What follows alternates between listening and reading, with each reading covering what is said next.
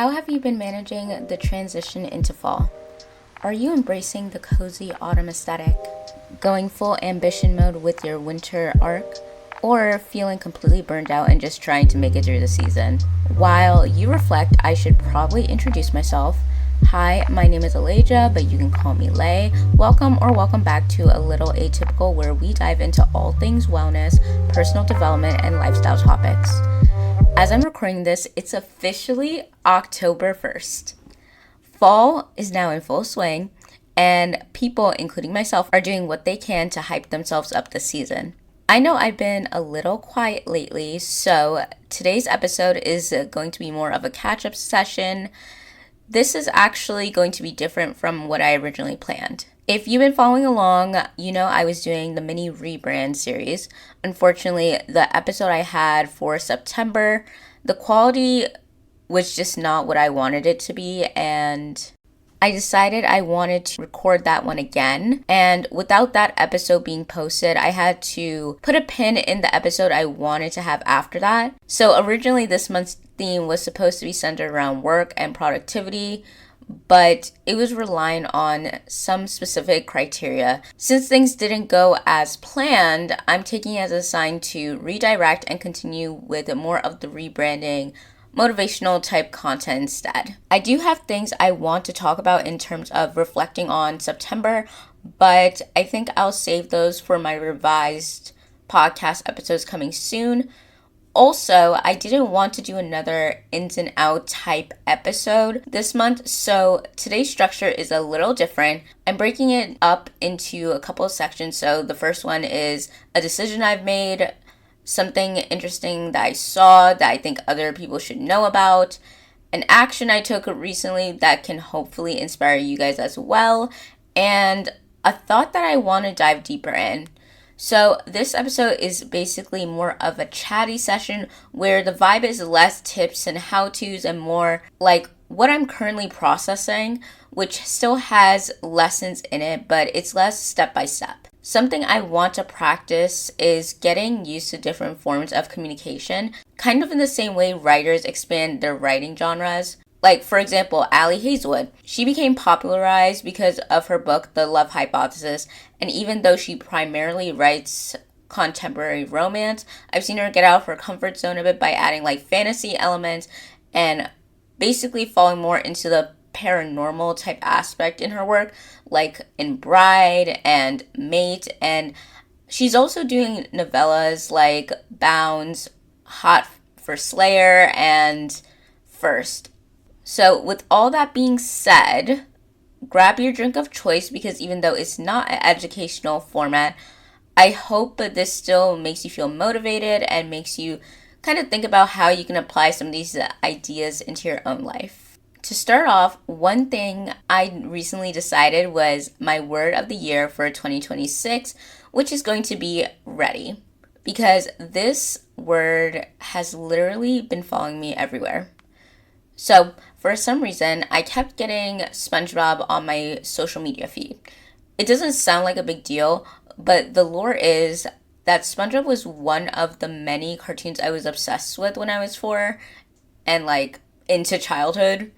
And I was thinking about how he always used to say, like, I don't think he did it in like later seasons, but he always went like, I'm ready, before going off to do whatever, most likely work. But then I started thinking, how good of an affirmation is that? Because obviously you can get more specific, but you're literally saying you trust yourself enough for whatever that thing is.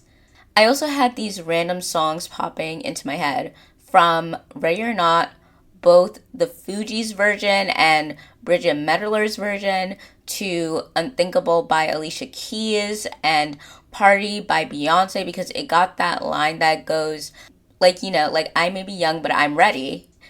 And yes, it could be my algorithm, possibly, but at the same time, these are still vastly different things context-wise. It felt like it was confirming thoughts I've been having. And usually I actually struggle with picking word of the year because nothing deeply resonates. So I always ended up looking through lists. I actually started this habit back in 2020 because some of my favorite YouTubers, they have like a podcast together and they were talking about like doing word of the year. So looking back at my previous words for 2025, I chose shift, which has been kind of my most aligned word so far. But for 2024, I chose the word flourishing. And honestly, this word I selected out of impulse. But out of all my years, 2025 felt the most aligned. 2024 had so many endings and changes that year. If I were to sum up 2024 in a word now, that it happened, it passed, it would have been shatter. And I don't mean that in a negative way.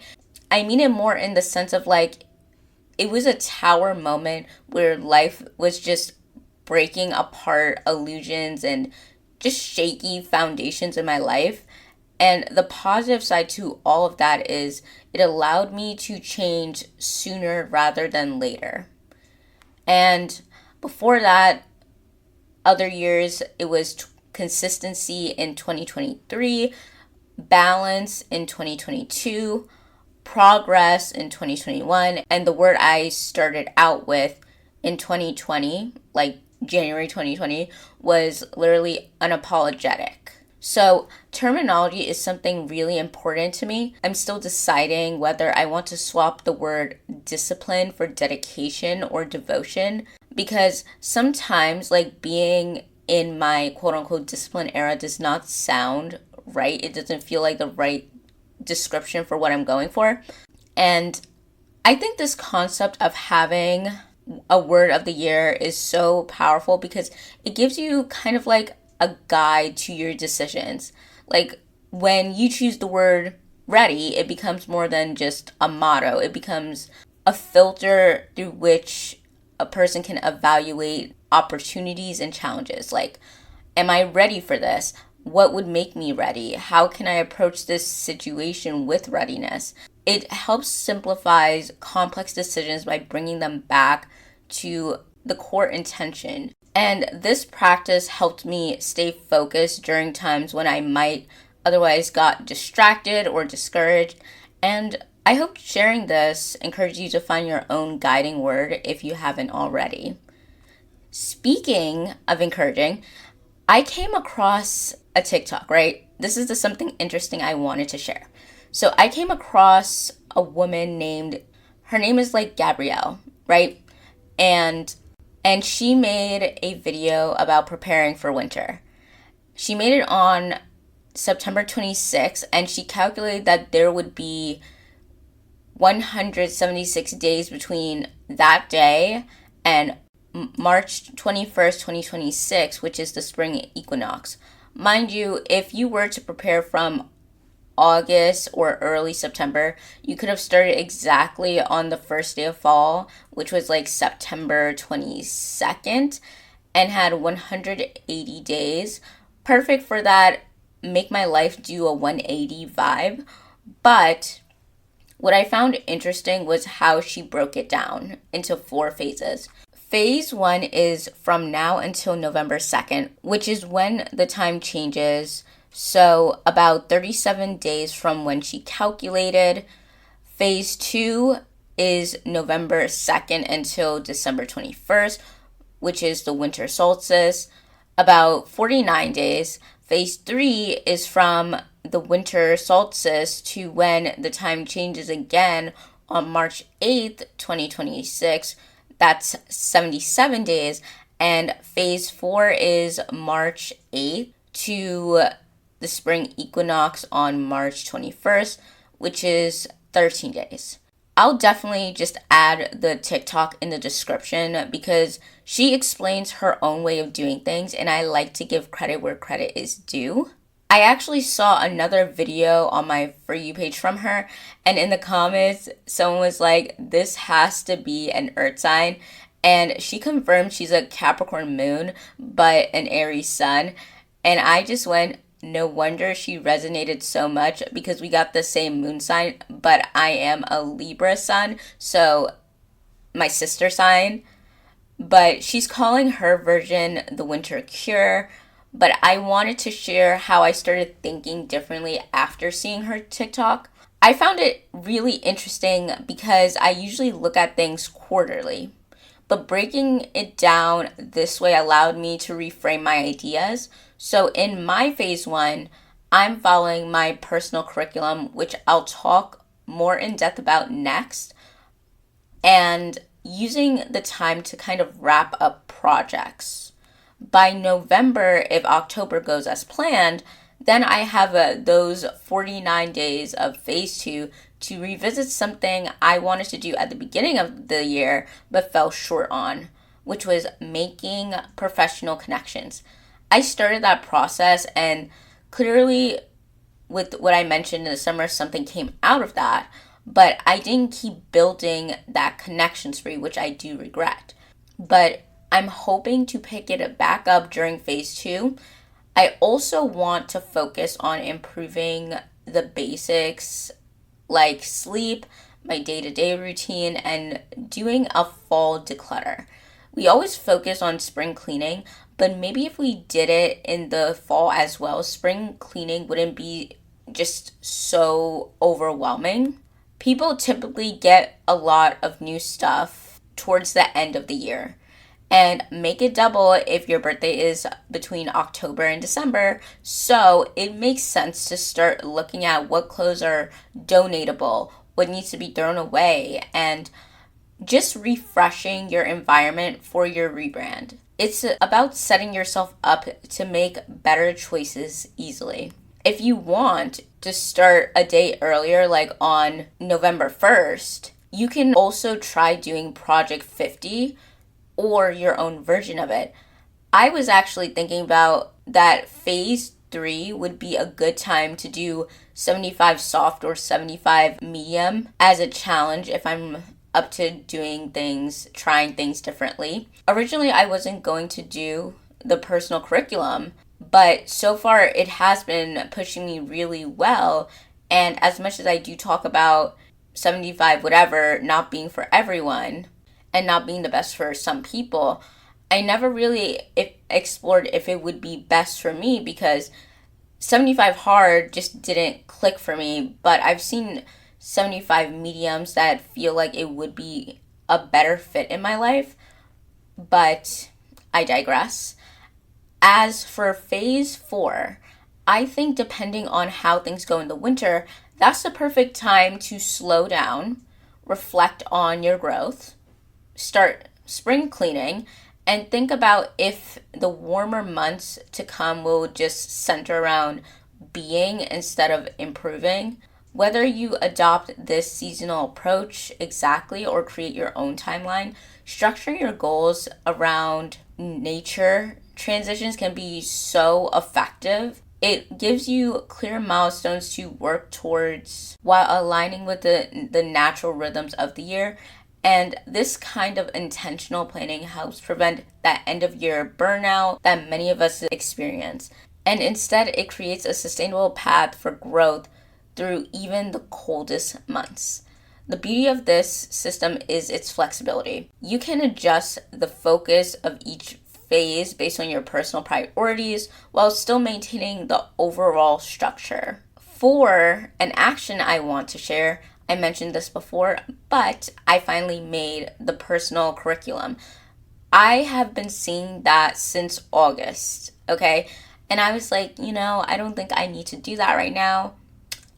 But I ended up doing it. And I broke it down into units of study. So I did CI 101, Consumer Insights and Analytical, because I am working towards building my quantitative skills for my career goals. Next, HE 101, Body Mechanics and Metabolism. Personally, I've decided that for my 2026 goal, it will most likely be something to do with nutrition. And since there are so many ways to approach it, like you can learn more recipes, find hacks to make eating healthier easier, trying to lower or cut out added sugar, understanding hunger cues, Also, uncovering where bad relationships with food come from and learning how your mindset with food either supports or hinders you in other aspects of life. I think in general, it's a good starting point to kind of remember how all the systems in the body work together. Like, obviously, we learn about this when we have health class in high school, but one, that was so long ago for me, and two, even if I did learn it, I don't think I learned it as in depth as they teach, like, once you get older, you know what I mean? So I feel like by understanding it on that level, I can make a better structure for myself and a better plan for my health. CC 101, storytelling and self expression.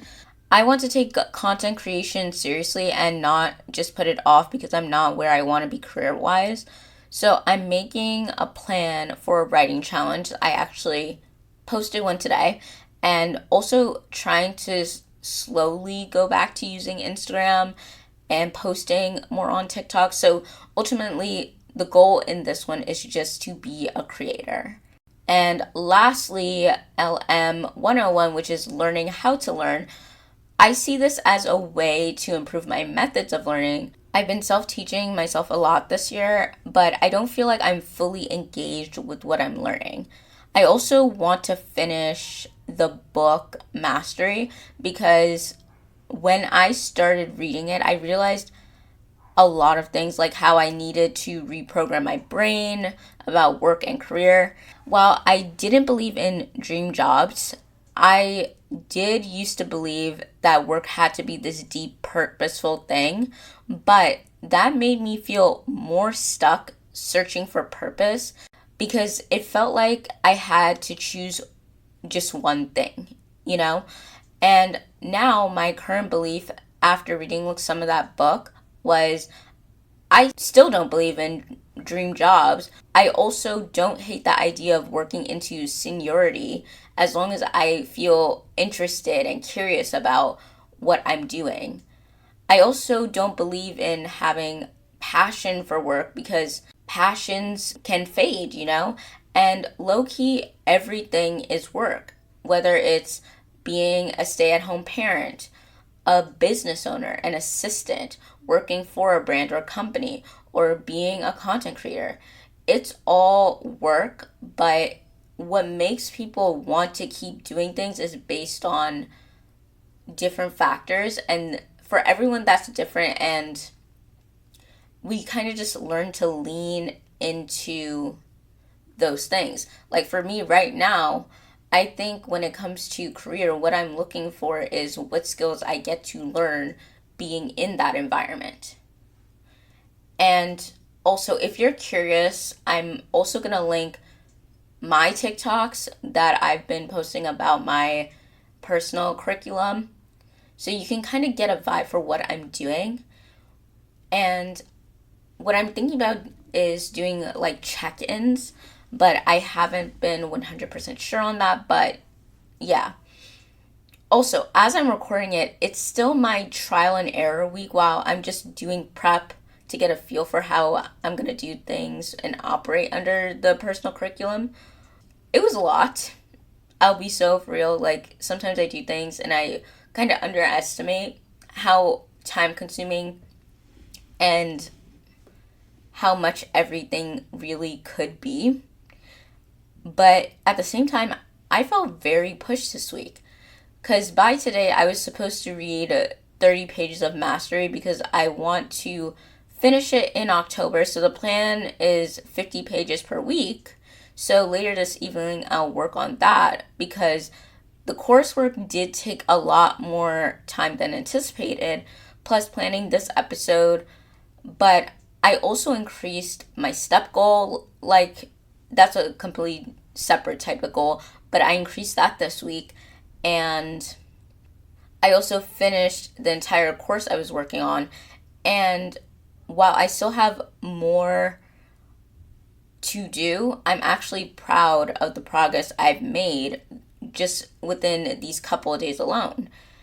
So to close off, I know that the previous thing was also about structure, but as I mentioned, I feel like I thrive more when I have structure, but only if it's by my own design. I love to see how others think and process their day to day and learn like the things that help them with their goals, as odd as that sounds. Creating structure in the midst of change isn't about organizing your time, it's about aligning your actions with your deeper intentions and values.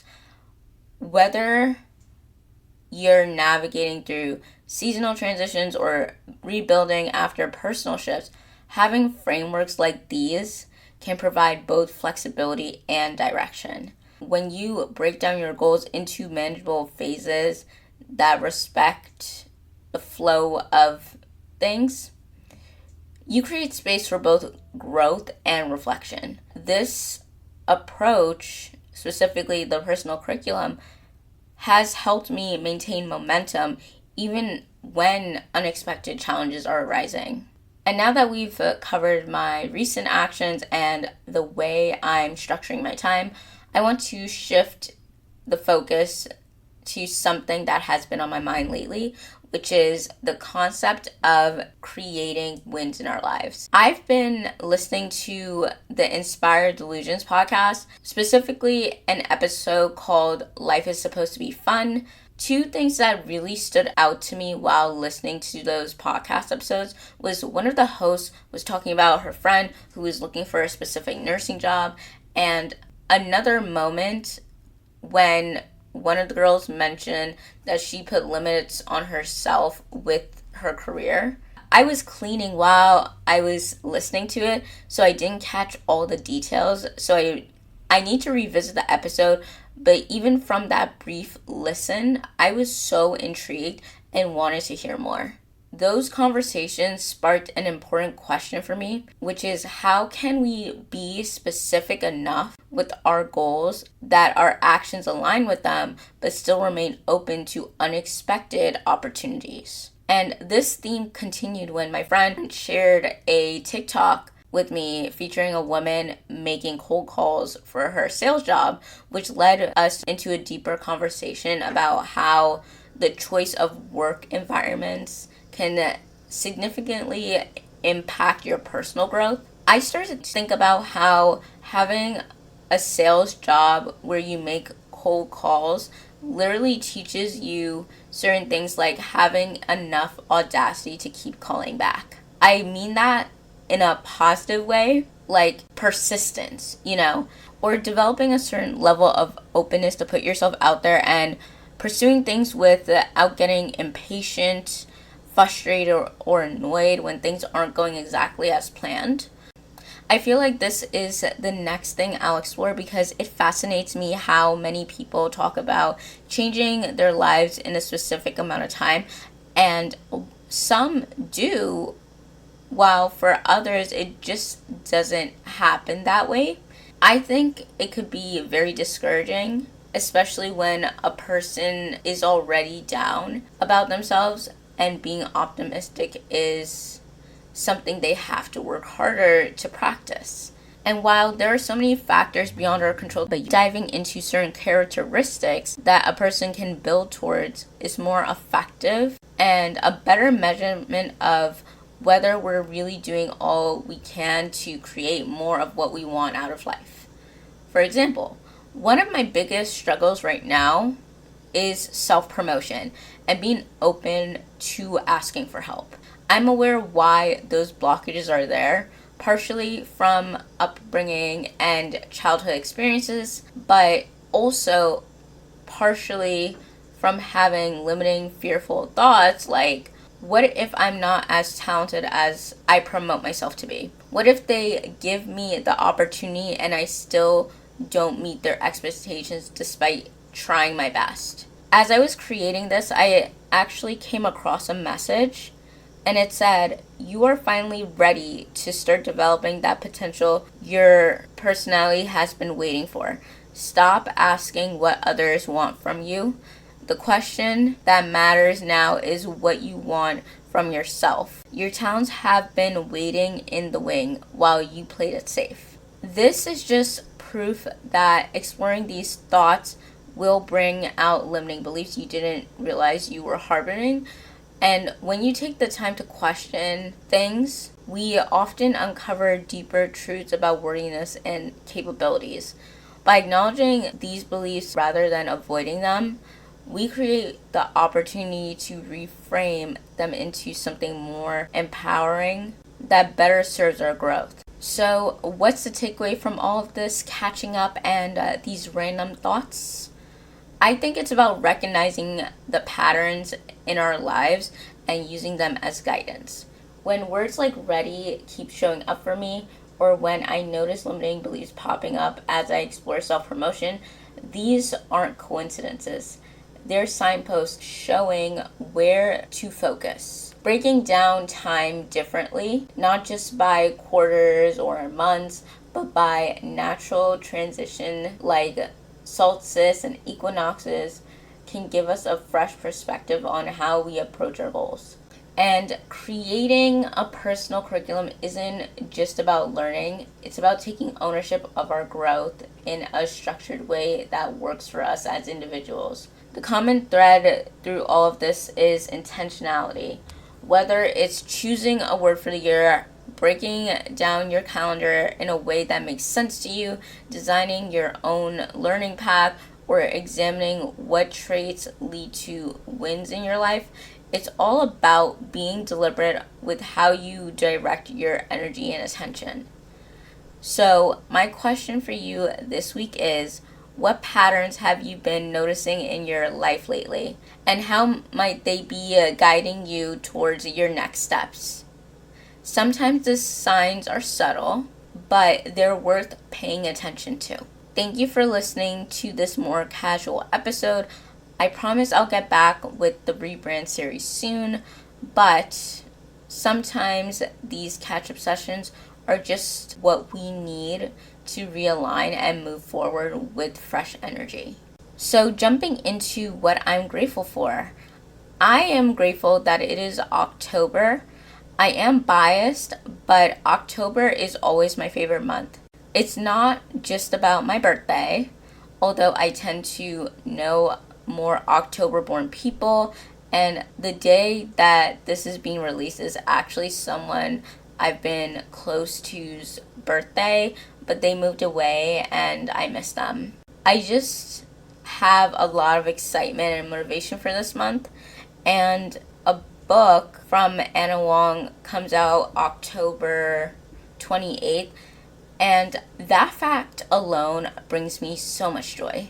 Anyways, since it is the first of the month, I will be using the moonology deck, but I don't know if I'll change it each episode or try to keep things consistent.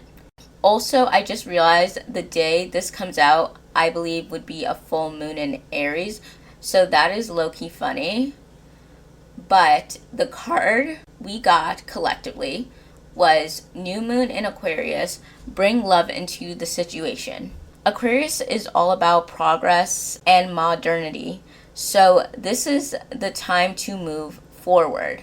The New Moon in Aquarius card means no looking back. Change is on its way, and it could come quickly. Whether you get the change you want depends on whether you believe you can have it and how much you're relying on others to bring it to you. This card comes with the suggestion that you may need to do things independently on your own, but be loving, not too pragmatic. Time may be of the essence when this card comes up. Aquarius energy has an electric feel to it. Certainly, there is a sense that you need to let go of the past and move towards your future as soon as possible. Attuned to the moon. Explore the idea that it's not what you know, but whom you know. Additional meanings for this card. You need to be more detached from this situation. Thinking outside the box will bring the solution. More pragmatism is called for. Improve your karma by doing some charitable work. The teaching. Aquarius is the sign of invention, modern advances and technology, and humanity. Its energy is a little brittle. It's individual, scientific even, and relatively emotionally detached. Many people think Aquarius is a water sign because the Aquarius symbol is the water bearer, but it's actually an air sign and is far more intellect than the emotional water signs. As this card, no matter when you draw it, dropping convention works well with this energy.